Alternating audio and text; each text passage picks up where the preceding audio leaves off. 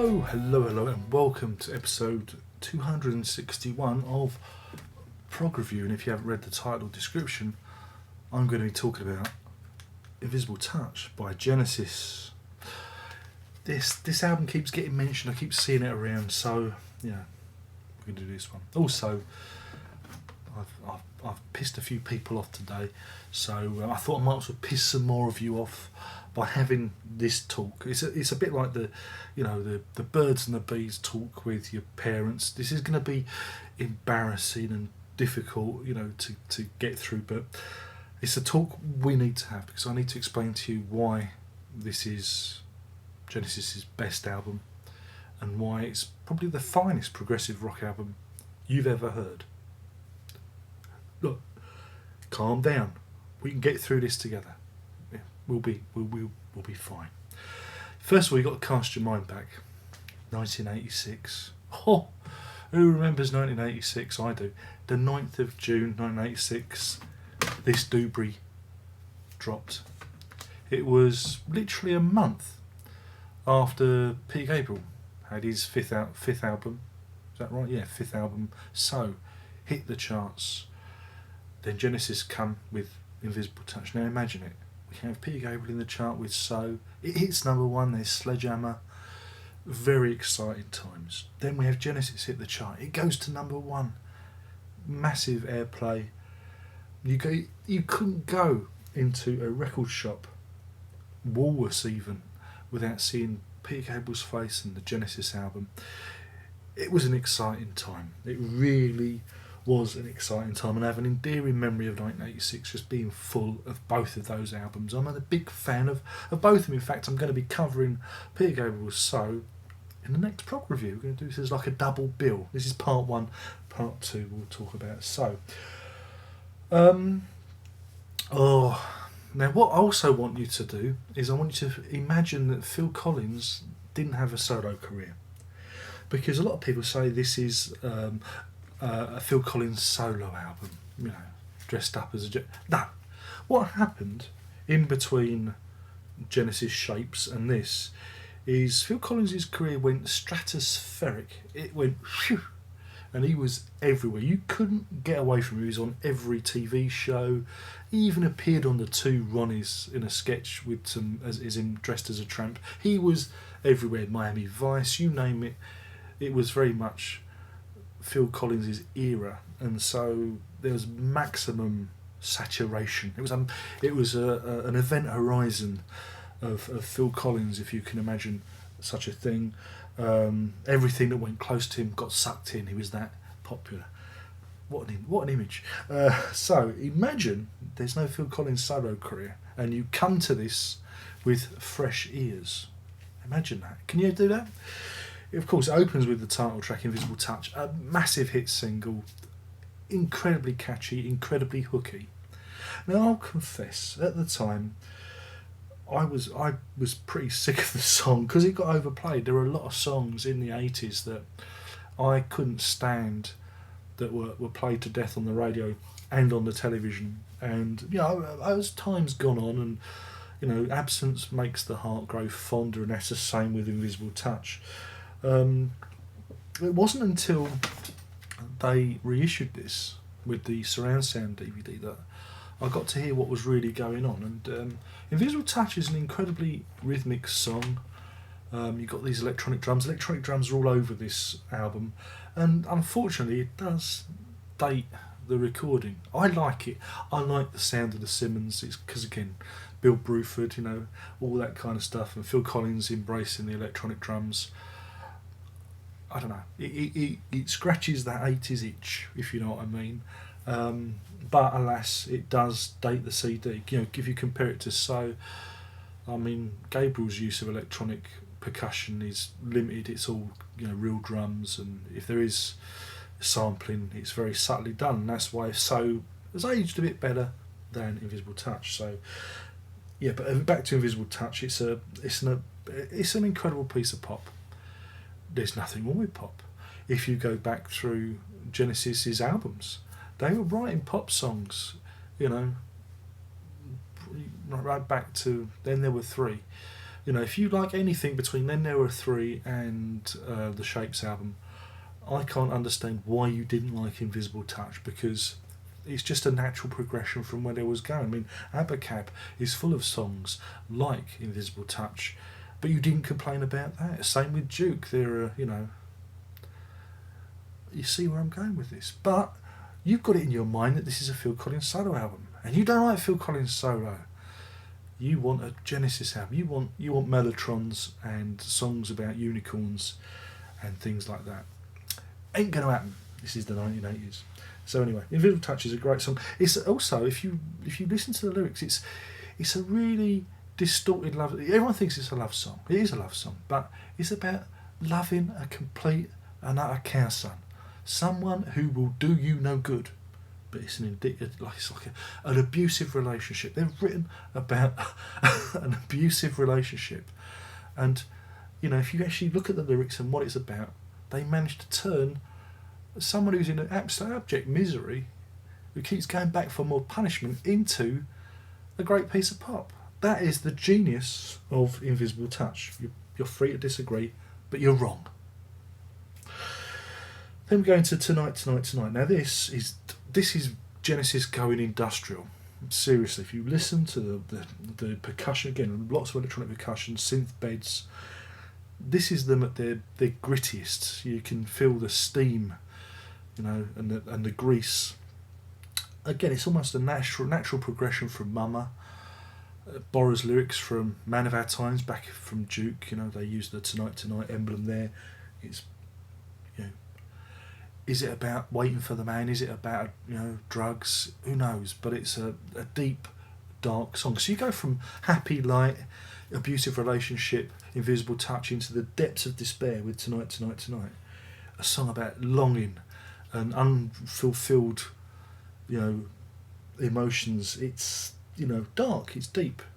And in the middle of it, you get this weird, crazy percussion break. Do do do do do do do do do do do.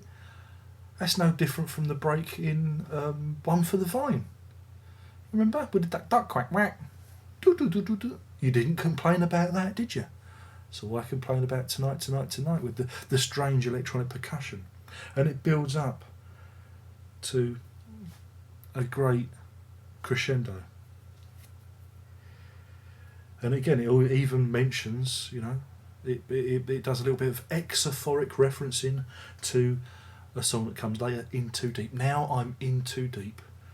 So it's almost like a concept album. It's linking into each other. In fact, there's a lot of politics and there's a lot of concepts, you know, similar concepts running through this.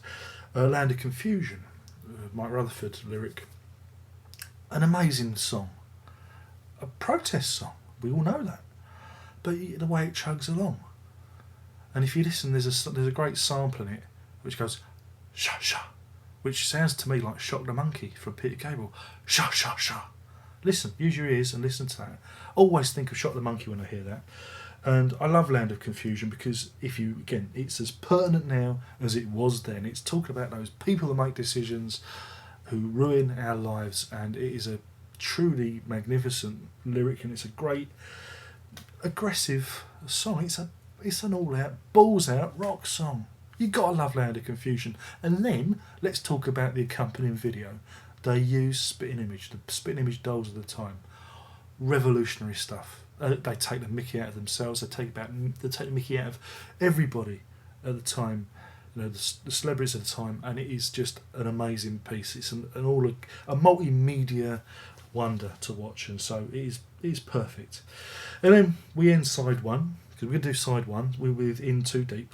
It's a ballad, but Genesis have done ballads before.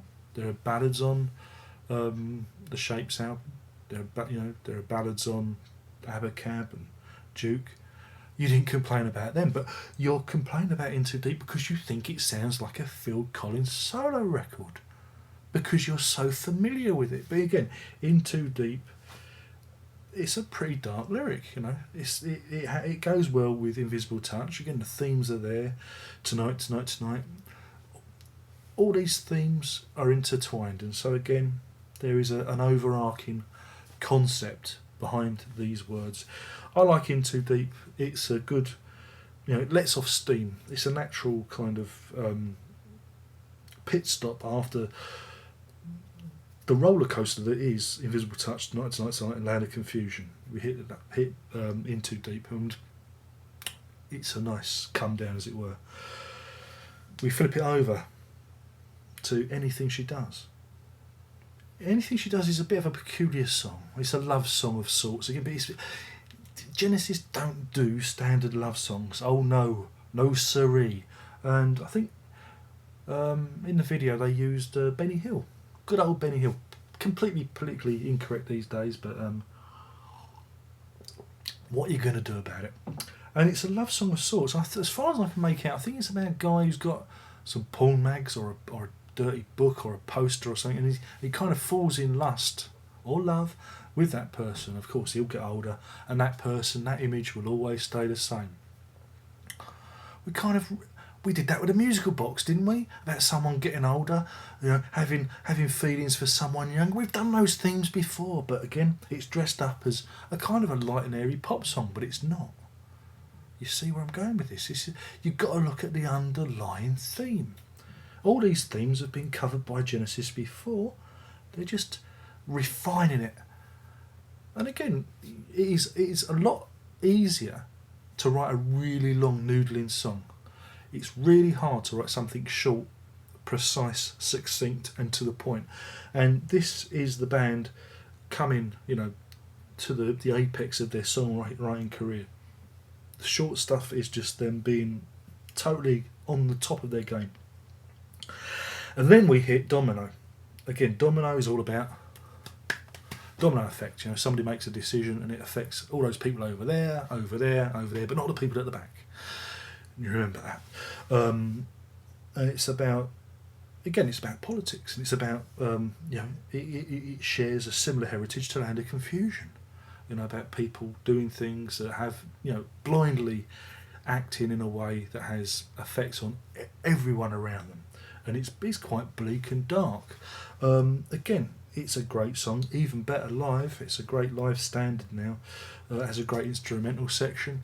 You might remember it from Grandstand. Yeah, in my day they used to do the sports results. Tranmere Rovers 0, Nottingham City 1. So it used to be on Grandstand. It was used everywhere. Again, Genesis, their music was everywhere. These songs are so good that they appeared. Where did they appear? They appeared in Magnum. Who remembers Magnum? Brazilian was used in that. I'm going to Wikipedia now. Tonight, Land of Confusion was used in Miami Vice. In Too Deep was the lead song from the great film Mona Lisa, starring the late great Bob Hoskins. Fuck me. Yeah, that one for free. This album was just, it was pervasive. And again, Domino, great song, and if you listen to it, it's got all the prog you need in 10 minutes. It's got everything. And if you don't like Domino, but you like, Cinema Show, then they're two and the same. Just one was done in 1986 and one was done, back in the 70s. So, I can't understand why you wouldn't like it. Then we slip a gear down to Throwing It All Away. Again, it's another refined piece of pop. It's a ballad. Again, it's about loss. And there's that feeling of loss on this album. We have that with Anything Does End In Too Deep, yeah. And tonight, somebody that could just be, throwing it all away, And it's a great little ballad, and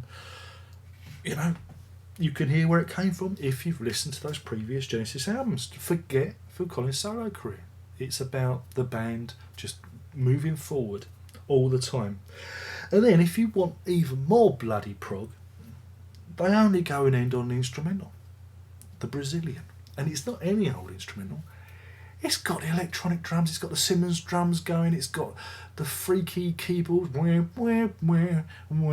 even let Mike Rutherford out of the cupboard at the end for a little bit of a guitar solo. It's epic, and it is just a fantastic ending to an album. It is, Invisible Touch is, was it 45 minutes, 42 seconds of pure, unadulterated joy. It is just brilliant. That's it. And it's as prog as you're going to get. It's the most mainstream prog album you're going to get, because there are things on here, if you compare it to any of their peers of the day, well, good, trying to think, well, King Crimson are out of action, so were Yes, but the closest you kind of get is Marillion, but Marillion were just doing the rock thing. These guys are on a different level, and you can see that when they do their live show. And also, it was a very popular album, and there's no crime, in being popular. There's no crime in having a hit. You want your bands to be popular and have a hit, because that's how they make their money, and that's how they make more albums. So yeah, I think it's their best album in terms of a cohesive whole. And there's not a duff track on there. It's like I say, it's 45 minutes, 42 seconds long. It doesn't outstay its welcome. Again, in the era of the CD, they could have gone to the 70 minutes. That's how they ruined We Can't Dance. Again, We Can't Dance is a very good album in there, but they felt that they felt the need to fill the CD. But here, they were still operating in the realm of the vinyl record, and the sequencing shows that. And yeah, okay, it's a little bit dated. The electronic drums can be a bit wearing on the ears. Fantastic in 5.1, because you can, again, Mike Rutherford's guitar, you can hear what he's doing. He's playing this rhythmic guitar all the time, and it's this kind of weird picking, and he doesn't do it on any other album. It's on this album, it's all over it, and it's fantastic to hear in 5.1. Again, Tony Banks, top of the game, absolutely top of the game. His keyboard work is fantastic, and of course Mr. Collins in the middle of it, at the peak, brilliant. It's their best album in their entire career. It's their best album. I mean, and I love all eras. I love The Lamb, but The Lamb is a bloated mess compared to this. The Lamb is, the same can be said of Selling England by the Pen. There are a couple of duff songs on there. There's a couple of meandering bits where, some people could just be, looking out the window. But this is perfect because they've refined their art. And it's forward looking, but it's also backward looking. There's a lot of heritage on this record. You just haven't realised it. You've got hung up, like I said, with Mr. Collins having all that success on his own. And that's understandable. But I want you to go out and I want you to give this album a try with fresh ears. I want you to put it on, I want you to play it loud, and I want you to listen and enjoy it for what it is. Can you do that for me? So when it comes to rating, what can I do but give it 5 dominoes out of 5. That's 5 dominoes out of 5. And we've had the talk. Right? Hopefully I've convinced you that this album is worthy, because it's had a lot of people slate it, a lot of people don't like it, but you're wrong. This is a fine example of the band in action, and in terms of the album format, they got it right. They nailed it. My name's Darren Rock. I've been talking about Invisible Touch, the 13th studio album. Lucky for them, 13th studio album from Genesis, from 1986. I hope you've enjoyed this. Please, thumbs up or thumbs down if you want. Follow me on the Twitters, on the Facebook, on the Google Pluses. There's a Patreon if you want to throw some money in the hat. It's greatly appreciated. And of course there's the old wish list too. Get the old begging bowl out because that's the way it goes. And so hopefully you've enjoyed this. Hopefully it makes you want to go out there and listen to this album and give it a chance. And that's it. Only one more thing to say. Do you know what that is? She seems to have an invisible touch. 12-inch mega mix, love it. Prog on.